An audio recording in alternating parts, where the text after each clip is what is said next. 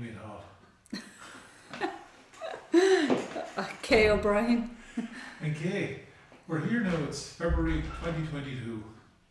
It's February 2022. That was a fair run the last 2 years we've had. Yeah, they seemed like long, but yeah, it's kind of like a blur as well. Like they went by fast in some ways and slow in others. Strange kind of feeling. Thinking back on the last 2 years. And can you think back even the last 2 years? Do you find you're forgetting stuff, or is it still? Oh yeah. I tell you what I think. I find, like, I'd normally be good with names and faces, not, but because I'm not seeing them in supermarkets and all, I kind of forget people's names and stuff. I forget stupid little things because we haven't been doing what we normally had done, like, you know, and running around doing this and doing that and kind of working your brain. So it does seem to, yeah, definitely, yeah. How did you find the last 2 years there? Oh, well, I suppose with Mum passing away in the beginning, in May 2020, like in the beginning we were taken up with looking after Mum for that 2 months. And like that was hard but good as well in many ways. Like it was hard. Like there's 5 of us in the family, 5 children, and we took turns going out, and the girls stayed. There's 4 girls and 1 boy. My brother then did some bits, but like he couldn't do a lot of stuff that we would do, and he didn't want it, and Mum didn't want him doing any of that stuff, personal stuff, no. So we shared it out, like, but when COVID hit first, Ray got a cough and a tickly throat, and I was out of Mum's, and he had got that, and now I had stayed out for the 2 days, and then he had got this, and I was like, what do I do now? Do I stay or do I go?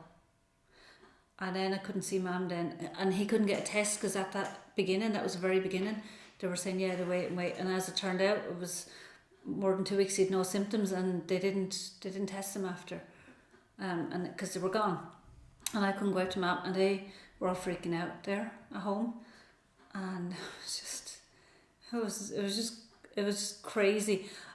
I was devastated because I thought I was never going to see her again, and be with her and hug her, and then they did let me come out, and I had to sit there with a mask, and it covered nearly all my face, and Mum was like, oh, poor Kay, can't see her face, and it gloves and everything on me, and sit 6 feet away from her.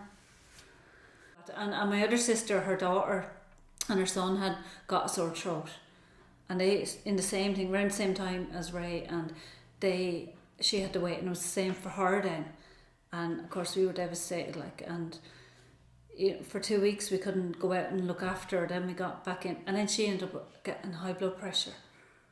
So it was really, really hard. Like that was really tough in the beginning, and then I suppose palliative care didn't come out.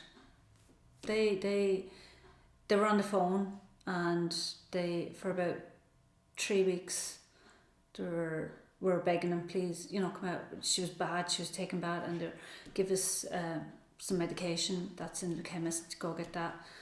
I suppose that was tough, like having to look after Mum and do stuff that you're not trained to do, but you do it anyway, and you'd go above and beyond, and we did go above and beyond. I know Mum's gone, like, but it doesn't feel like she's gone in some ways, and maybe it's because she's here, like, yeah, but more so because I wouldn't go to the grave now or anything. No, I would go, but not often. It's not something Mammy ever really did much either. I have her picture and I blow that a kiss at night, like, and that's it, like. But yeah, I don't know if it just feels like it kind of went by quick. We were so up and down then, lockdown, out of it, back in work, out of work. It was tough.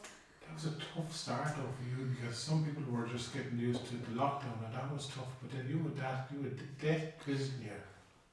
Yeah, and the women here, like, they couldn't see Mammy. No one could see her, and they couldn't go to the funeral properly. We couldn't have a proper afters or anything. Now, we were happy enough in, it annoys me because we were grateful they did let 30 into the church, because the church said it's the size, and that meant everyone close, like close families. We thought like the grandchildren mightn't get to go in. We thought our husbands and partners mightn't get to go in. But then he said no, because they had said 10 at that time. So it ended up that all of us were able to go in, and her siblings and their wives. But their children couldn't, like her nephews and nieces and cousins and friends. They were all outside. Now they were outside. And they were all outside. And they were lining the street here. And they were... I didn't know till because, you walk down the street. We'd walk down, and it wasn't until we were kind of heading towards the graveyard, look back, and I could see all the people walking down. Massive amount of people came down. But they stayed out, and they stayed... I didn't notice it up here because when we got out of the church, well, partly we were crying, and the other... they were spread out. So they were up by the school, they were down the street, they were down Joseph's, they were down the back street. Loads of people went down the back street because Mammy's home place is the back street. And they thought we'd have drove down there, but we didn't, because traditionally you go down the front street. So so then there was loads of people, and some people came up to us, cousins, and I remember one cousin saying, I don't know what to give you a hug. I said, I don't give a shit about COVID, and she just caught me, and we nearly fell on the ground. I was like, because there are more important things, and so that you didn't have the same amount of people coming up to you, which I think is important. While one of my sisters, she doesn't like that anyway, so she didn't mind that too much. But still, it's still important, I think, that people come up to you at the grave, and then people come, like only us could go home, and the close family who was in the church, and we were just out at home, and then of course we had to do all that again. Well, we did it between us, it wasn't much because there was only 30-ish, so it wasn't much to prepare. There's 3 of us chefs and 1 a baker anyway, so so it was grand. But that was tough, as well, not being able to do all that, and not being able to have funeral and everything, have a proper funeral for her, and it was hard, And that was the early days of the funerals too, because they got stricter as they went on. Well, at that point there was 10 only allowed in. Now we were let in, so at that point there were, but then yourself, some had loads of people at it, and that was okay. And had loads of people at big marquees and all after. Loads of people, that happened. So, I mean, obviously, what was the danger then? If some could be there and some could have 200 at it, I know they weren't supposed to, but it happened, but that's just the way it was. It was only us doing it, between us. No, we did have aunts and that did give us stuff and drop stuff.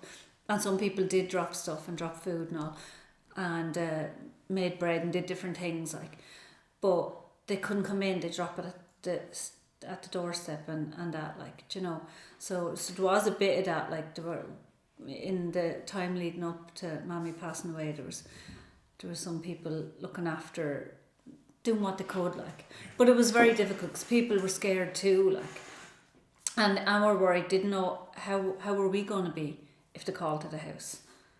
They might want to call, but they mightn't have known how we'd be, that we mightn't want them there, because of COVID and whatever, so.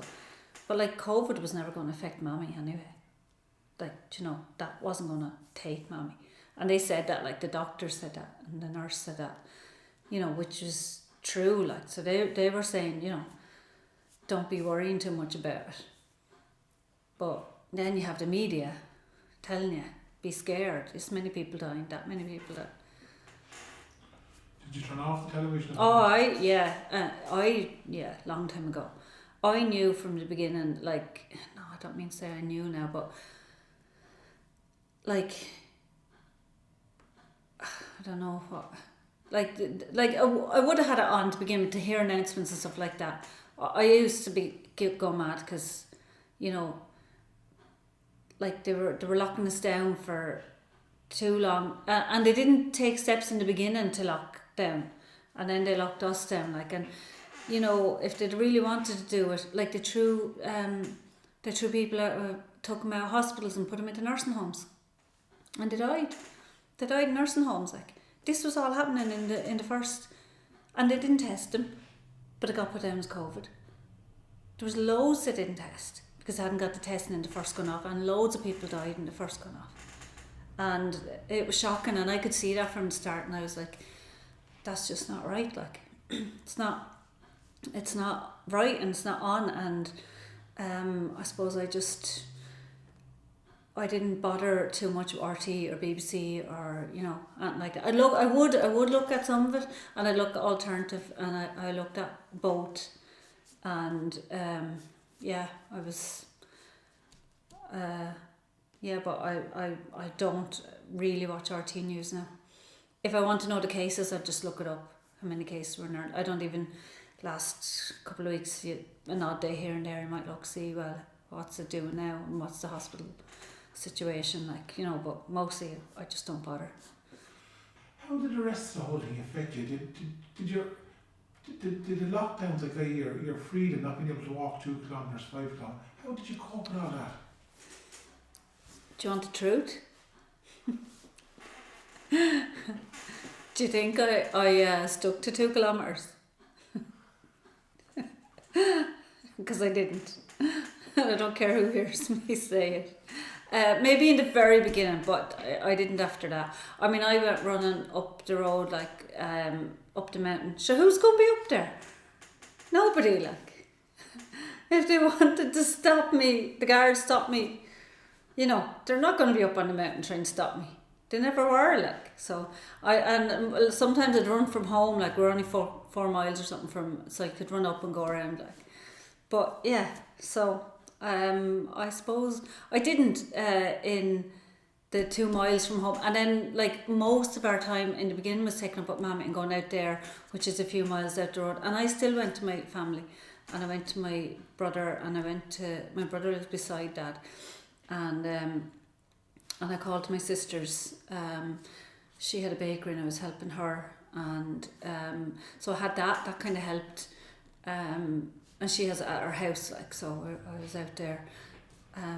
So I mean, do you know what, like, I knew it was bullshit, like, you know, what's me going an extra 2 kilometres up the road, and there's a block, like, which is what is it, 6 kilometres, well, it's not, for running down the road to get 6, but it's 5.5 kilometres around.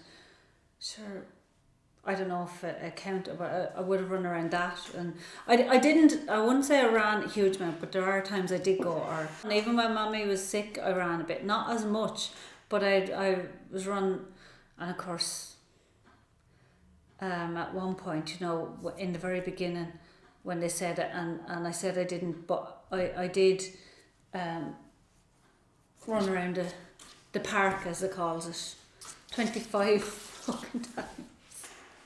Are you serious? Just to get the exercise. To get me 5 miles or 5 kilometres, yeah. I did that a couple of times, but I only did that once, twice, and then I said, here, I'm going up the road, like, I can't. Not by yourself, you don't. Yeah, I can't, and I was 2 kilometres, because I had to watch, and I was like, sure, who's going to know? And I, you know, went a bit further and stuff like that, like, and sure, there was no one. It was a road, it's out towards Waddentown, but it's off the road up. Did you take up anything else, like swimming or anything? And that kind of... No, not exactly, but last year went into the sea in the winter a few times with my crazy sister-in-law. Have you ever done that before?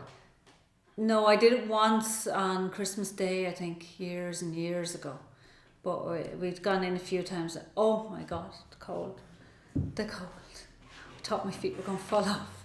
And it is good when you do it, but then I kind of look and say, well, you know what, I go out running in my shorts and my t-shirt, and that's cold enough, and that's going to be good for my immune system, and that's kind of the reason we were doing it, like to build your immune system and all.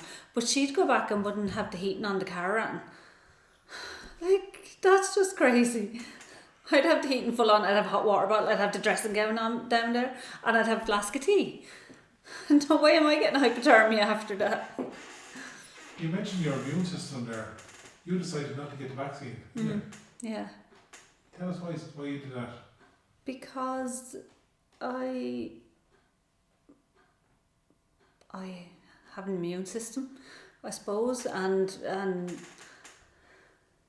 most people that get it don't seem to be too bad. There are some who get it bad, but I have two aunts. One aunt who got it in hospital down in Waterford in January last year, and she had something wrong. Her iron levels were on the floor. She had something wrong in her blood and her iron now.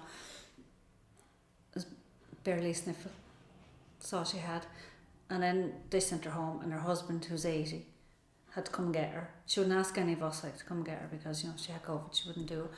And he had looked after her. He never got it. Wore the gloves and whatever, but if they helped in the mask, I don't know. But he never got in. And my aunt, another aunt, she had been brought into hospital and she wasn't well. They didn't suspect that now, but she had it when they tested her. She was 85, she didn't need oxygen or anything. And she would have had a few ailments and stuff like as well. So for them reasons, I was kind of like, well, I'm fit, I'm healthy, I run, I look after myself. I could get it and it could kill me, but if it do, so be it. I still wouldn't want to get the vaccine because it's just too small of a chance, like. So that's why I didn't get it. But it's up to everybody to do what they want to do for themselves and what they feel. I don't judge anyone for getting it or not getting it. It's up to them. Like if someone else is protected, I'm not protecting anyone else. I'll only be protecting myself.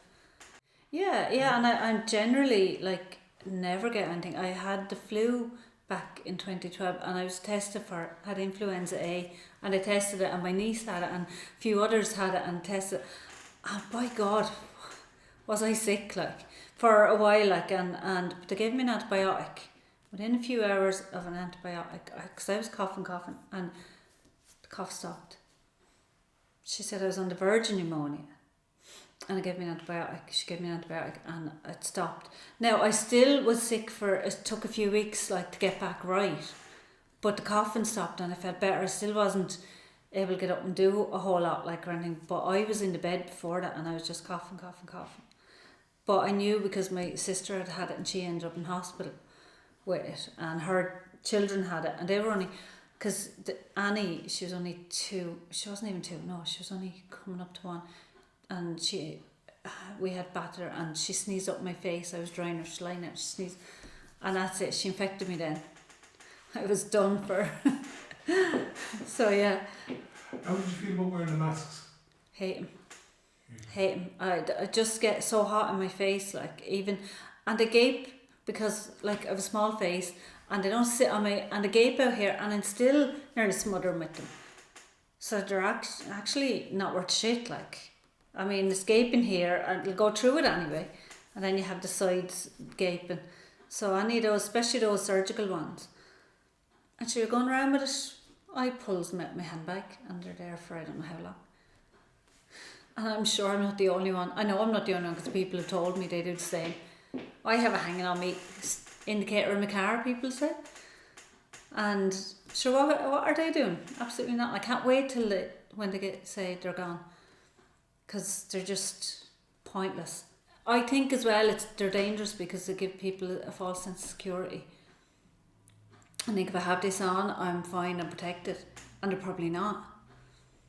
How can they be right? You're going up and you're pulling them up and down, going in and out of shops, same one. You're not washing your hands. You're not sanitizing. I made up my own sanitizer and brought it with me.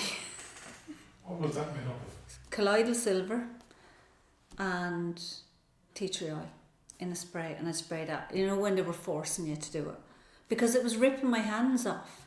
My hands were ripped off me. And tea tree oil is real, has a nice smell of it, and it is antiseptic and all. Tea tree oil is as well, so I put a few drops of that, and then if anyone questioned me, then it had a smell of something off it as well, you know, if they were wanting to, but they've stopped now. But yeah, it does, not that, it probably wouldn't do a whole lot, because, you know, you have to wash your hands and then sanitize.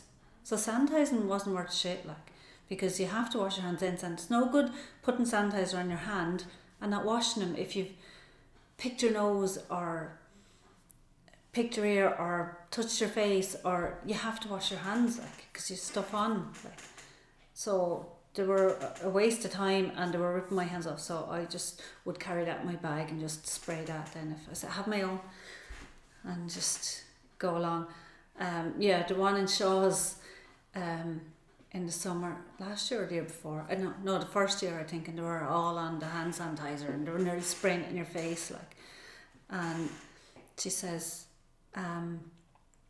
you have to wear security, I said, I'm allergic, and she said, you have to wear something. She ran after me, so I went and put it on. I said, I was putting on, I'll sue Shaw's if I break out an allergy, because if my allergies get affected. And she said, you have to wear something. I said, it's on me now. And Libby was with me, and she was mortified. She walked away, went up, and she fell out with me. That's your daughter? My daughter, yeah. Yeah. Like I'm a chef, so I wash my hands all the time. And I don't think it's a good idea to put hand sanitizer on your hand when you're going to cook food and touch food, because that is really strong. If you ever touch your eyes after, it'll sting your eyes. You know, if you happen to put your hand in your mouth, you'll taste that. So you'd be putting that on food. So it was the fact that it was and you have to wash your hands. They're a waste of money. They're a waste of time, because you have to put them on clean hands. And I think that's the biggest problem is people put that on. They think they're okay, and they're not okay. And that's why, and then they rip the hands off you. Between that and over washing the hands as well, you know. So that's why I was I really sound like I'm total nutcase, I'm real healthy and into, but I'm not. I'm into good, proper healthy and good clean dirt, and you know, good immune system, you know. And now I do stuff I don't go eat everything that's organic or anything like that, not even close, you know, but I sound I suppose in some ways conspiracy theorists. Suppose it'd be labelled that, if people heard me nowadays. Not so much now, but maybe a year ago now they would have. Yeah. It's relaxed. Have you noticed it relaxed in the last couple of weeks? Oh yeah, definitely relaxed in the last couple of weeks, yeah, definitely more relaxed, but it's taken time, because even in shops, they should have those signs gone now, and they still have them there in some shops, but they should be gone because there's no social distance now. No, so it's slow for people to kind of get it, you know.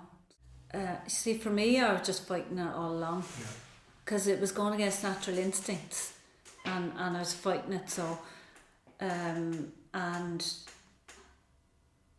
so on that score, I don't know. I know when Harvey and Libby say, they are in school, they say they're okay with the masks and stuff. And some might be a bit worried now when they do take off the masks.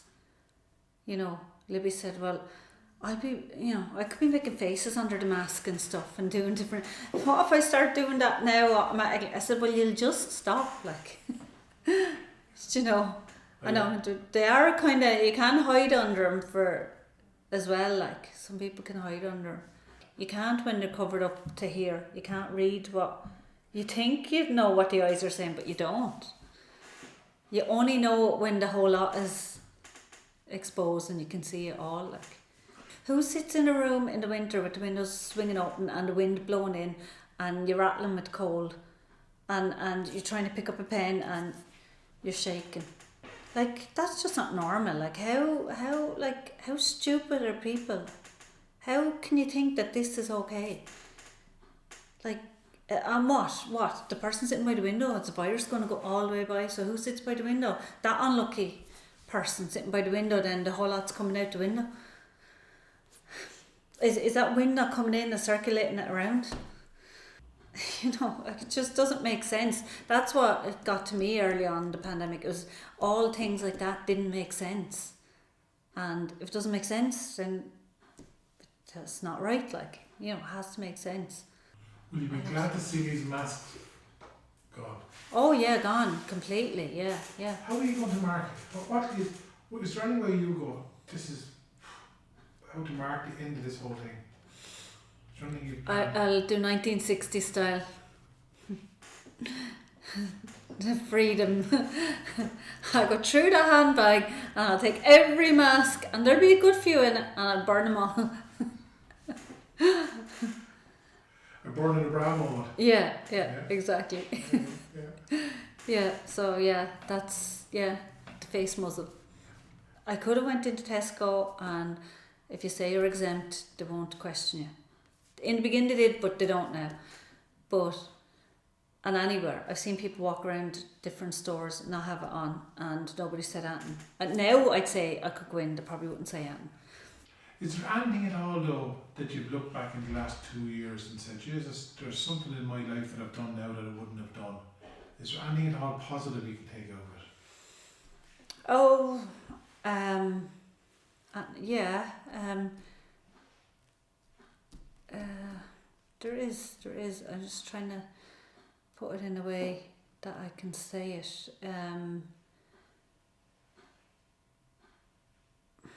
Well, what positive is that you have to live your life and not live your life in fear. And it's taught me not to live in fear. Not that I maybe lived in fear, but definitely not to live in fear now, because living in fear is not living at all. So that is a positive. But I did make that decision early on in the pandemic that I wasn't going to live in fear.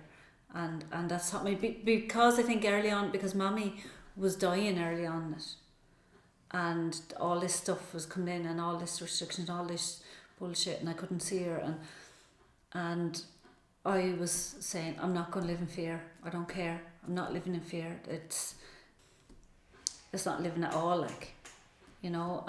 And I suppose the other good thing is stick to your gut instinct. And I probably would know that anyway, but stick to your gut instinct. My gut instinct went against all this. And in the end, you know, do what's right for you, like, do what's right for yourself, because it's your life. You have to live your own life, and it doesn't matter what other people say. Just live your own life, like, and don't live in fear.